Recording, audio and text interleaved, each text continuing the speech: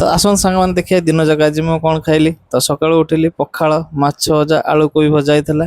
ତ ଆମେ ଦୁଇ ଜଣ ଯାକ ଏଠି ମିଶିକି ଟିକେ ଖାଇଦେଲୁ। ଏଇଠି ଦେଖନ୍ତୁ ସେ ମୋ ପାଇଁ ମଞ୍ଜି ଭଜାରେ କେମିତି ଲଭ୍ ଚିତ୍ର କରିଛନ୍ତି।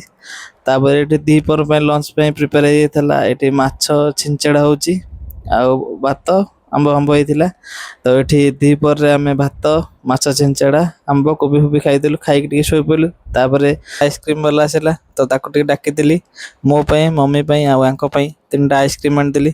ଆଇସ୍କ୍ରିମ୍ ବହୁତ ବଢ଼ିଆ ଟେଷ୍ଟ ଥିଲା। ୟା ପାଇଁ ବି ଆଣିଦେଲି। ଇଏ ବି ଖାଇ କହିଲା ୱାଓ ବଢ଼ିଆ ଟେଷ୍ଟ ଲାଗୁଛି। ଆଇସ୍କ୍ରିମ୍ ଖାଇସାରିଲା ପରେ ଆମର ଆଜି ଆଉ ଗୋଟେ ଚ୍ୟାନେଲର 1K ସବସ୍କ୍ରାଇବର କମ୍ପ୍ଲିଟ୍ ହେଇଯାଇଥିଲା। ତ ସେଥିପାଇଁ ଆମେ ହୋମ୍ ମେଡ଼୍ କେକ୍ ଗୋଟେ ବନେଇଥିଲୁ। ଏଠି 2 ଜଣ ଯାଇକି ମିଶିକି କେକ୍ ବନେଇଲୁ ଆଉ ମିଶିକି ବି ଖାଇଲୁ ଲାଇଭ୍ ଭିଡ଼ିଓ କରିକି। ତ ଯଦି ସାଙ୍ଗମାନେ ଏଇଭଳି ଭିଡ଼ିଓ ଆପଣମାନଙ୍କୁ ଭଲ ଲାଗୁଛି ତ ମୋ ଚ୍ୟାନେଲକୁ ଲାଇକ୍ କରନ୍ତୁ, କମେଣ୍ଟ କରନ୍ତୁ, ସବସ୍କ୍ରାଇବ୍ କରନ୍ତୁ। ଜୟ ଜଗନ୍ନାଥ ସାଙ୍ଗମାନେ, ରହିଲି, ବାଏ ବାଏ।